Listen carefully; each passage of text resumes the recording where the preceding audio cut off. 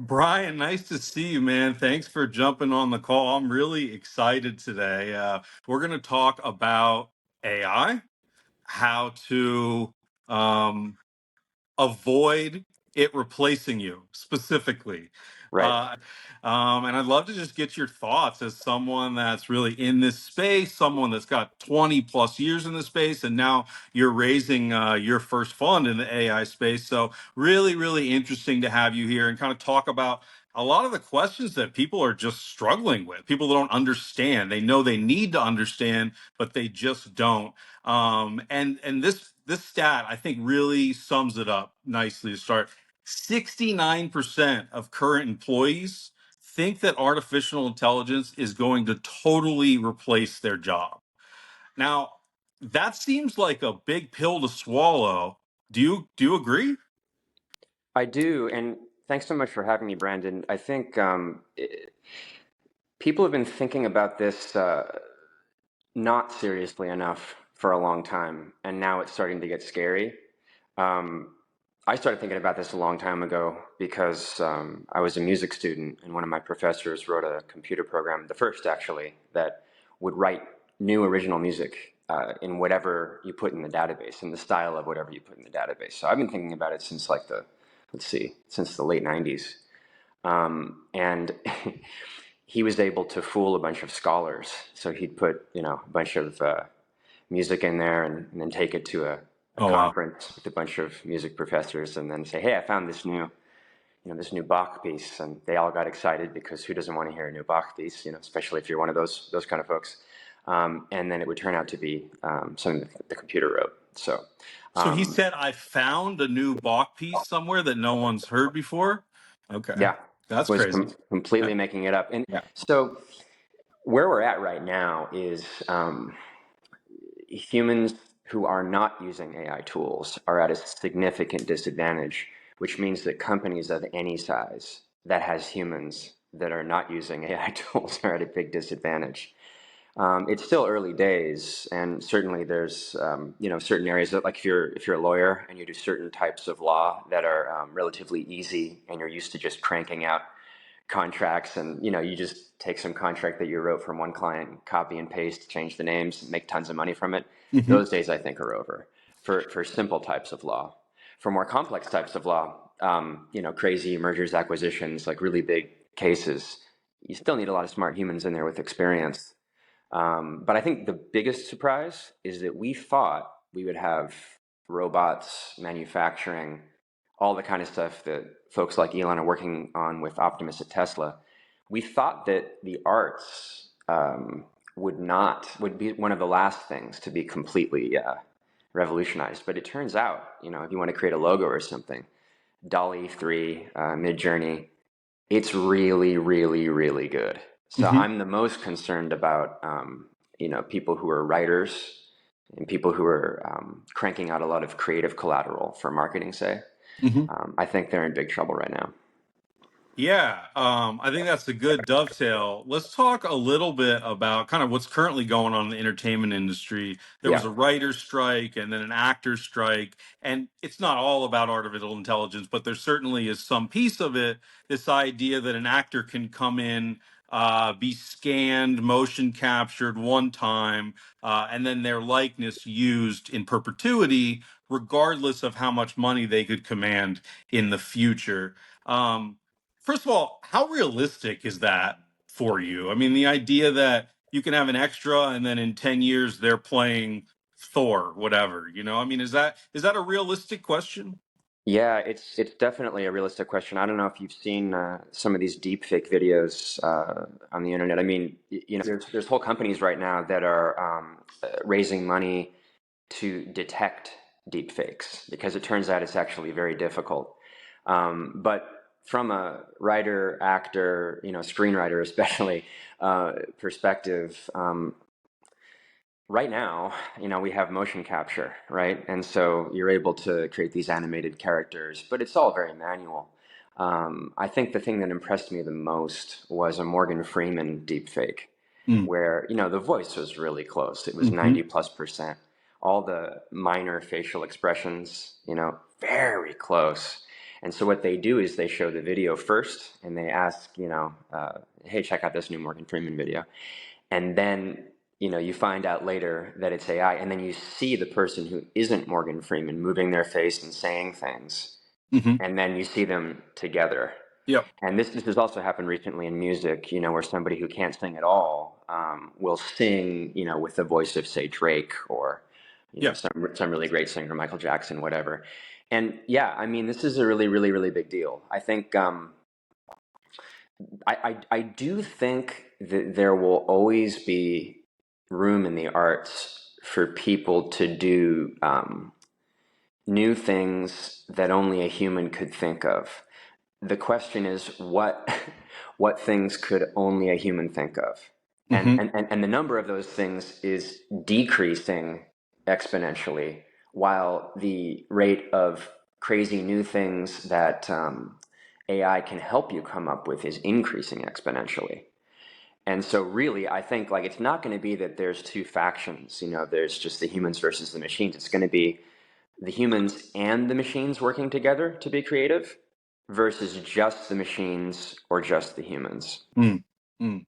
So when you talk about like truly generative AI, that's kind of one of those buzzwords, right? For me, and I love sort of your input here, that means that it's creating something independent of any human input, correct? So most of the AI we have today, I understand, revolves around models, lots of information and data that we fed it, and it's machine learned how to create new things. How does that differ from, can they create an entire movie that we want to see without any human input? I suppose, if that's a good way to Right. ask it. Well,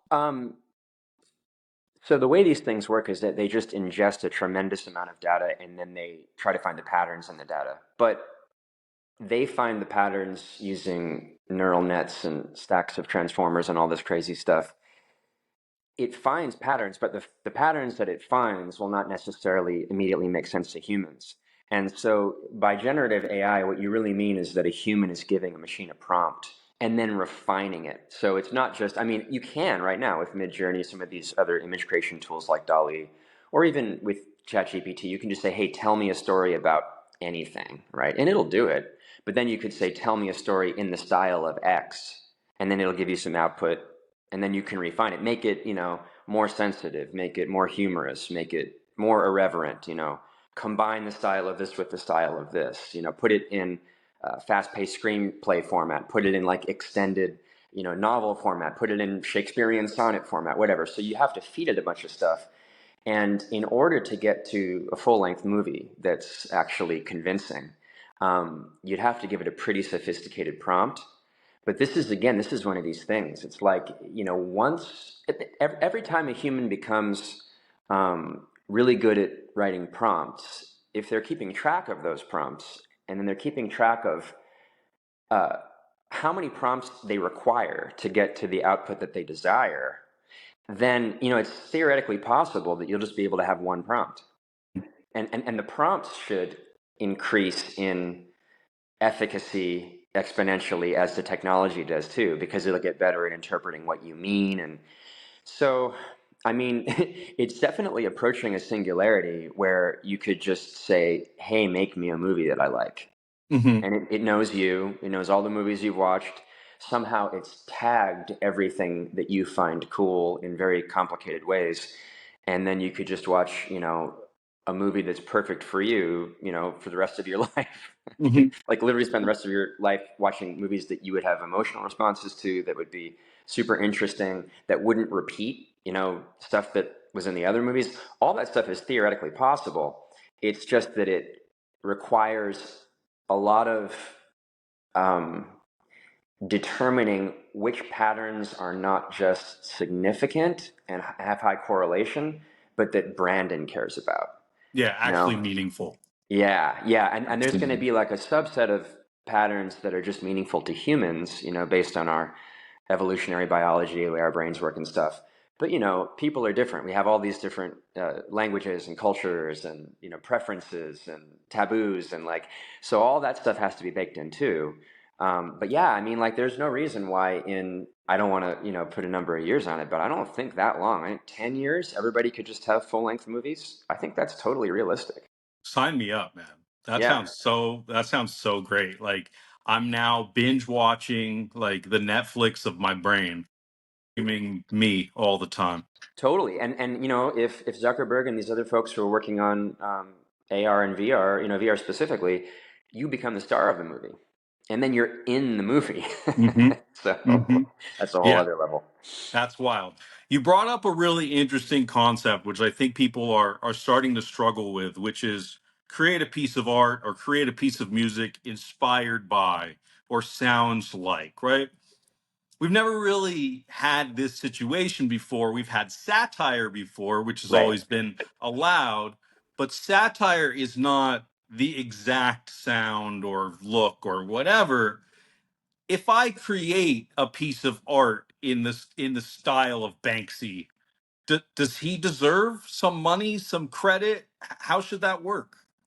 Yeah, that's a really, really interesting dilemma, really, because if you take an artist like Prince, who doesn't love Prince, right? But Prince was instrumental, no pun intended, in exposing the dark side of the record production business, and he was all about locking it down, owning the rights. Certainly he'd collaborate with people from time to time, but you have him on one end where it's just like, no, it's my music. Like, if you want to use it, you have to pay me this, and I'm in full control. And I mean, I totally see that side of the argument. Then the other side is, in hip hop, all this remixing, and sometimes you get credit for it, and sometimes it's like very fractionally attributed or whatever. But a lot of times that's just the culture. Yep. Back in the days in Brooklyn, they weren't, like worrying about who was going to get paid. They were just creating a new art form. Hmm. So I think that the way to do this is to use the tools to inspire you to be creative. So just philosophical, and that's just for me. Other people, have different takes on it. Like for sure, there's going to be like, I don't know, people who want to make like music for TV commercials or something. It doesn't have to be some great artistic statement. It just has to help sell the product. Yep. So in that case, yeah, I mean, right now, today, you could probably have, the Google or Facebook AIs that are creating music. I'm sure it would be fine for that. Hmm. Um, but that's going to put a lot of people out of work because a lot of musicians get a lot of Totally. money for Yep. scoring commercials, and Yep. films. Um, so philosophically, my preference is to use the technology to augment humanity. Um, and that's very much true in the arts. Like, again, this professor that I was talking about at UC Santa Cruz, his name is David Cope. He's probably in his 90s. The reason that he wrote this program that could write original music in the style of whatever you put in the database is because he's a composer and he got composer's block.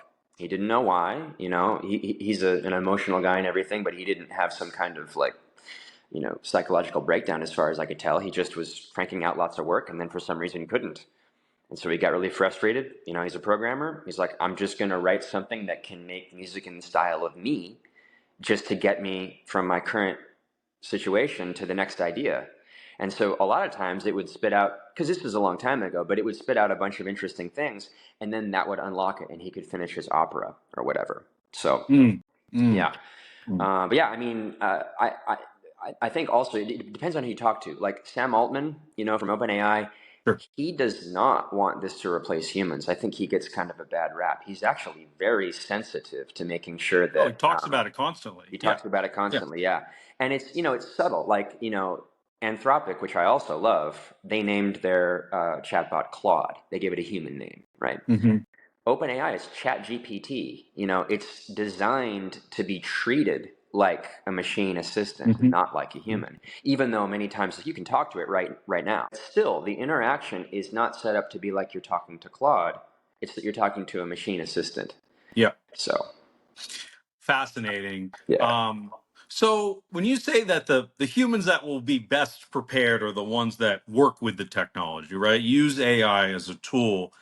But what I hear, or what maybe many other workers hear, is that they'll still need less workers, right? yeah, It may be that there's one guy that can do the work of five people, 10 people, whatever. How much shrinkage in the market do you think there is? I'm not looking for a specific percentage, but Sure. what do you think happens there? Yeah, I mean, I do think that it makes sense to talk about, say, writing a script for a TV show or a movie or a commercial. You know, um, right now, there's a lot more people involved in that than there probably need to be. And if you can't tell which parts have been written by a human and which parts have been written by ChatGPT, well, that puts a lot of people out of a job, right? And one of the things that it really sort of can't do as well is humor.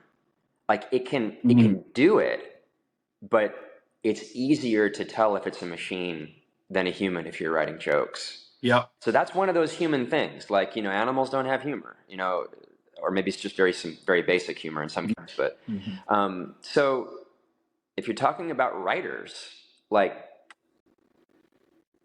these large language models are really good at text. I've been lucky enough to produce a film, and they all work together. The Mm, unions are totally in bed with every one of those workers. right. So it's never about what's necessary.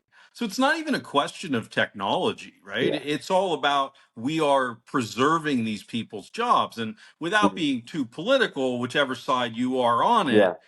we are at the point where that can be drastically disrupted. Totally. And we have to decide as humans, and this is kind of sociology, community, whatever, how we want that to look and what jobs we want to protect. Um, Unions for the creative arts will probably not be able to uh, guarantee that artists are paid what they deserve as much as they were able to do in the past, Mhm. because it's the creator economy now. So if the technology makes it possible for you to get directly to your audience and give them exactly what they want, and then they're willing to pay certain amounts for it, like, you know, Yeah. that doesn't require any type of union. Mhm. But it does require technology where the incentives are aligned such that the artist is making the majority of the benefit, and the technology is taking a piece of that. Where I think if you talk to a lot of musicians today, if they're talking about streaming, like they don't get paid very much for streaming, right? So I, I mean, this translates to so many industries. I wrote down a bunch of jobs, and I just kind of want to go rapid fire through cool. them. And you tell me, just like I don't know, are they screwed or are they not? I guess, right? We talked about law a little bit. Yeah. Sure. I mean, there's templates. There's been LegalZoom for a long time, but most of them we don't really need anymore. Correct? I think that's right. I think that there's a big difference between the written documents for law and then like a prosecutor in a court. And, you still need that. However, recently there was a case where I think they like the dude had like a earpiece and it was just all LLM generated. Oh wow. Yeah, I mean, I Wow. don't really know. I just heard about that. I can't remember exactly who was Yeah. involved or whether they Yeah. won the case or not. But like all of the paperwork, the kind of thing that you pay now, like you're going to set up an LLC, you need your articles Oh of yeah. incorporation, Yeah. that kind of stuff. You can easily draft it up. But even some of the more complex stuff, like even some of the sort of copyright infringement stuff that we're talking about, it can do that. And it doesn't actually have the knowledge, but it's so good at pattern matching that it can be pretty darn convincing. So yeah, I Hmm. would say a lot of the paperwork on the legal side, unless we're talking about massively complex mergers and acquisitions, like big stuff on the line, the kind of thing that needs giant teams of lawyers. I Yeah. don't think we're there yet. But for just sort of one lawyer per side of whatever the issue is, I think you can probably cut out 50% of that paperwork right now. Yeah. Which is really amazing. I think legal is an interesting example because there's all this transactional work, which you just talked about. And then the highest priced lawyers, they kind of are humanized, right? If you're talking about a trial attorney with a judge or a jury, or, a lot of times lawyers are just called counsel, Right. right? And so then, do you trust, your AI model to give you legal advice? I don't know. We'll Yeah. see. But I think that's a good example of kind of that nuance there.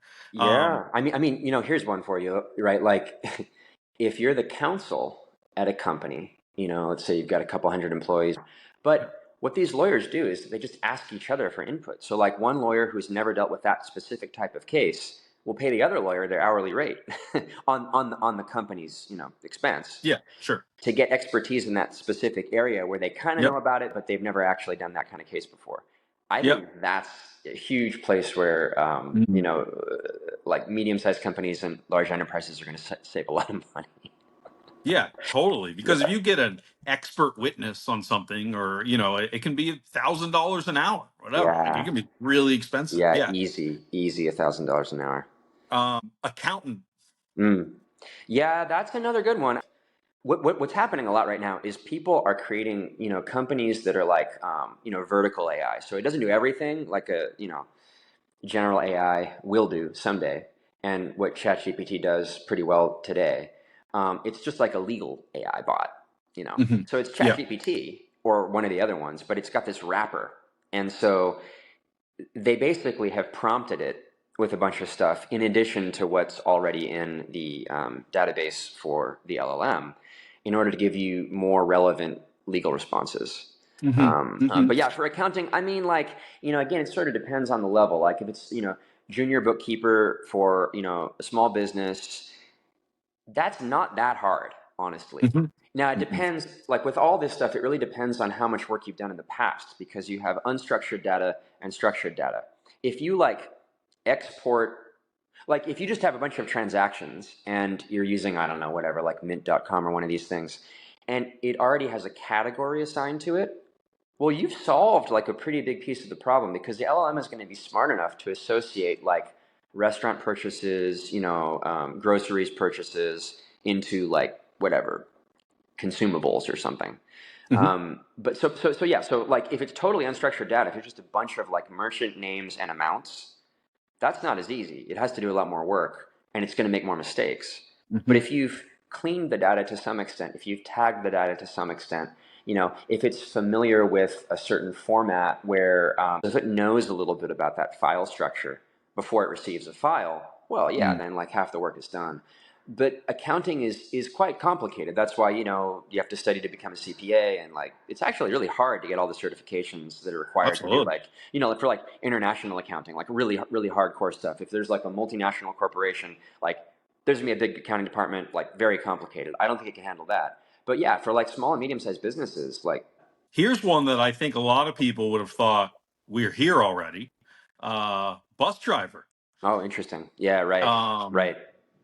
I think this is one of the things, if you look back like to the Jetsons, the cartoon, the Jetsons, I mean, we weren't alive, but they predicted that the robots would do all the physical things Yeah, in the world, right? Wash the dishes and drive the bus and all this stuff. And I think one of the things that's been fascinating to me is we're kind of AI is attacking the intellectual work sooner than it is the servers and the cooks and the bus drivers. yes.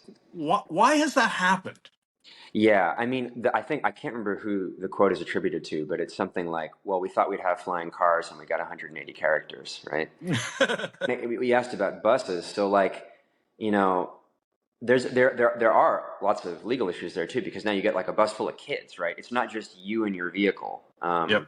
but so there's a whole legal side to it. But it also just turns out that like the way that we solve a lot of these problems, like again to bring up Elon, like he got rid of uh, lidar, radar to know where things are in space, um, and a lot of the other companies that manufacture cars are still relying on these kind of things, these kind of sensors, basically, right? So they're sensors so that the car knows what to do depending on where it is in space. You could be parking, you could be in cruise control and following at a safe distance. It could be somebody's about to cross the street and it senses that person and forces it slams the brakes instead of having to do it yourself. Hmm. Turns out that is the kind of system where you end up relying on multiple sensors and then writing a bunch of hard-coded rules to achieve a desired safety rating, basically. So this is like, IBM's Deep Blue. The reason why it was able to beat Gary Kasparov back in the day is because these guys just hard coded like every chess rule. It was Yeah. not an intelligent system. But if you contrast that with what Elon wants to do, he's like, well, we have cameras. The way that humans decide whether they should stop a car is through visual input and to a lesser extent, auditory input. So we can't rely on all these different sensors. We have to just solve it with cameras. And we have enough processing power, to process all these, billions of miles of footage, like, Hmm. so you need this thing to be safer than humans in, just one car with one human before you would expand it to mass transportation. But yeah, like, it just turns out that in order to drive a car, there's a lot going on. In order to drive a train or any other type of fixed transport system where the number of decisions per second that the engineer of the train is making are very, very low, but you still have to have somebody there. Hmm. Yep. Um, this has been really fun. Clearly, you're a super deep thinker. I want to get you out of here on one more. We've talked about a Sure. lot of different parts of life and how AI is going to impact it. Is there an area that people aren't thinking about Mhm. very much that you think is really going to disrupt? Well, weirdly, it's some of the most liberal of liberal arts. It's not so much the creative arts, it's things like philosophy. So how do you decide? There's all these classic experiments in philosophy, like, are you a utilitarian or are you something else? And so there's a train again, let's talk about trains or cars or whatever. And the train has to decide, like, if it goes in its current path, a bunch of people are going to die. And if it goes down this other path, a bunch of other people are going to die. So Hmm. there's no way to avoid death. How do you program a system to make the right decision if it's a self-driving, right? So Mm-hmm. maybe on one side of the track, there's a bunch of, young kids who haven't had a chance to live their life. You have no idea. One of these kids could become the next Albert Einstein. Like, who knows, right? On the other side of the track, there's a bunch of old people. Well, they've lived most of their life, but let's say there's, one old person and three kids. It's these kind of questions. It's like, and so this is going to happen also as war becomes more automated. So I don't mean to end on a dark scene, but I invested in a company called Anduril, which Hmm. is quite controversial. It's run by a very controversial CEO. But when I think about what they do is they have all kinds of technology for waging war. So they have robot drones and all kinds of crazy things. Monitoring systems, very high tech, very, very cutting edge. But when I think about it, it's like, do I want humans to be suffering or do I want robots to be doing more of this horrible stuff? I would prefer if none of it happened at all. But if Hmm. we can save more human lives, I'd be way more interested in doing that. But it's like, the thing still has to fly around and decide who's the enemy. And, Hmm. if we can minimize collateral damage, that's wonderful, but it's never going to be perfect. It's just that um, you have these highly trained special forces, and but they're humans, and so at the end of the day, there's going to be certain missions that I think humans will still have to do most of, but to whatever extent we can minimize human suffering. I mean, that is the point of technology, in my opinion, is to minimize human suffering, not create more of it and monetize it the way that a lot of companies are doing right now. But the real goal should be to use this stuff so that we can minimize human suffering, because there's lots of suffering, but if we can approach a time, some number of decades from now, when the marginal cost to create anything is super low, then humans can focus on being creative and helping each other, creating more peace, all the stuff that we dream about. But the reality is that right now we are still competing for resources. So I am definitely a techno optimist. I would encourage anybody who hasn't read Mark Andreessen's manifesto on techno optimism to read Hmm. it, because technology is just a tool, AI, all these things. We do have to be a little bit concerned about them taking control if we don't do it right. But we should be able to do it right. We should be able to control these things and use them to help us.